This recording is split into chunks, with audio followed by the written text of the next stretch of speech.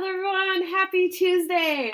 So, today there is a new science and history assignment, a little bit about science and a little bit about history.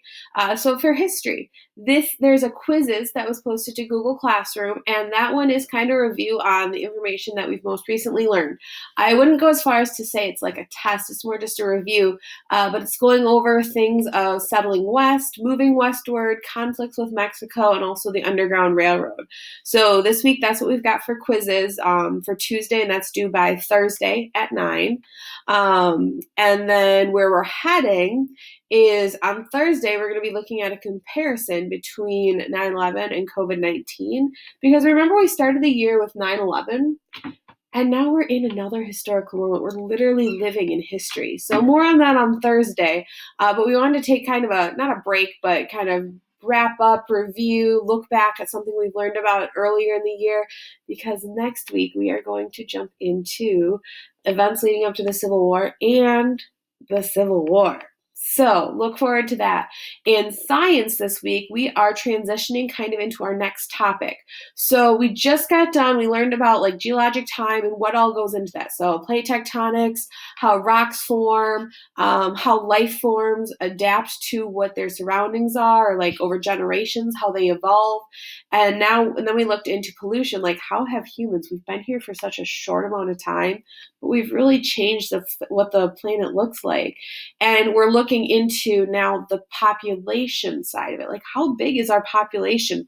What does that even mean? Like, what goes into, what are some of the demographics? That's kind of like the facts or the bits and pieces, like how many males versus females, that kind of information. So that's what we're looking into this week. So today there is a pop quiz, population quiz.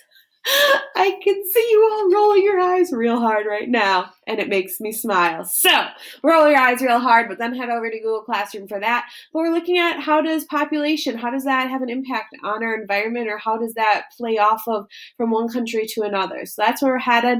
After we are wrapping up with population, we are heading into a little bit about cells and learning about the cells. Now, in 6th and 7th grade, you did start learning about parts of the cell and important parts and processes of cells, and we're going to kind of pick up from there and keep going. And we have an experiment coming up. I know, another eye roll. You're so excited. Did you get that pun? You're excited? Your eyes are about falling on your head at this point, right? Perfect. So what we do have, so for today, for history, to wrap that up, there's a quizzes for history. You can take that multiple times if needed. And then in science, there's that pop quiz. So check both of those out. Both of those are due by Thursday at 9. The population quiz, we've kind of had just like one thing per science class the last few weeks, just because they've been one bigger thing. This week, we've got 2 things, so there'll be something different on Thursday. So look forward to that. As far as like a little skill, a little something, I thought this week I will try and send out little things you can maybe do, because if you celebrate it, some people don't celebrate holidays, some people might not have this opportunity to celebrate, but it's Mother's Day on Sunday. So if you wanted to start making or creating or something for your mother, you could do that. I have an idea that would be kind of cute if you have a few siblings for today, and I'll try and post some other cute little things you could do for Mother's Day, because that is on Sunday. A great thing to do, especially if you're at home and you might not have access to tons of materials, is you can make a card. So here's an idea for a card that I've got for you. You don't need to print it out or anything like that. So here is something you could do. So let me clear out my workspace a little bit here. First thing you might want to do is we need to make this look like a card. So fold it in half. Now I'm going to be using markers, so I want to know that I've got half, but I probably don't want to actually, have it on top of each other, because the markers might bleed through. But something you can maybe do, and this would be really cute, especially if you are the oldest sibling and you've got younger siblings, but something that my mom, I know, treasures is looking at our handprints or looking at things from when we were younger, because you can compare it to when you get older. So something you could do is, so if you've got smaller hands, my hands are kind of not dainty. Somehow I didn't get that gene of being a girl. I don't know. But you can draw your hand. Okay. And so then I could put like, this is Miss Maratik.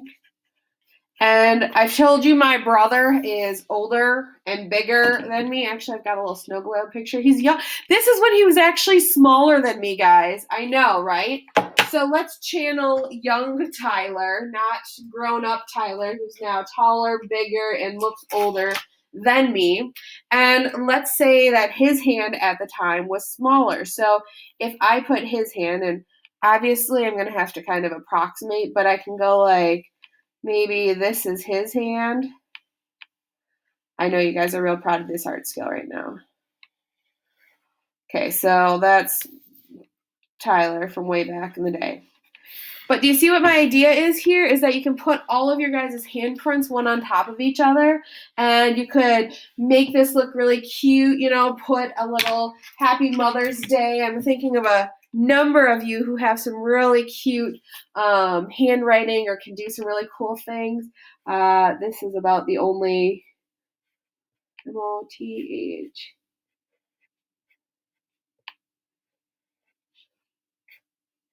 This is about the only other font I kind of sort of know.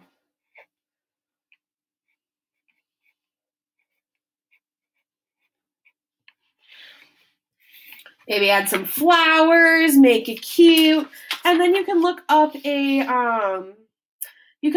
quote, like a Mother's Day quote, kind of a cute little funny rhyme if you wanted. Or you could just have everyone sign their name. And that's another thing. As you get older, your name, how you write your name kind of changes. So you could even have like, so since I used the light blue, so I could say, this is my writing. Happy Mother's Day, Mom. Something we say is love you to the moon and back.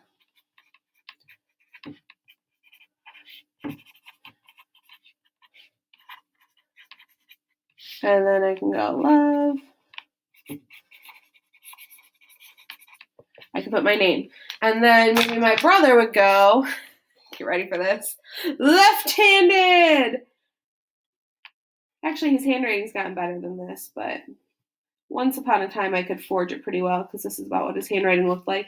Happy Mother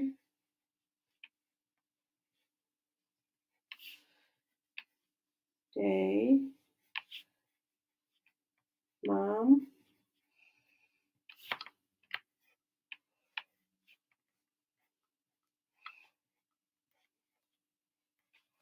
So then you can each have your own handwriting in there, a little Happy Mother's Day. So that could be a really cute thing to do. All you need is a piece of paper and some colors or different pens. You could use the same one, honestly, but it makes it a little more fun if it's different. But that could be something you could do. You could start working on, kind of do it, sneak your siblings into the bedroom or a room where your mom is not. And that could be really cute. So that's idea for today. And going through, I will continue to add those. I almost forgot! Today's May 5th. Happy Cinco de Mayo. So, have a great day, guys. See you later. Please let me know if you have any questions, but have a great day. Bye.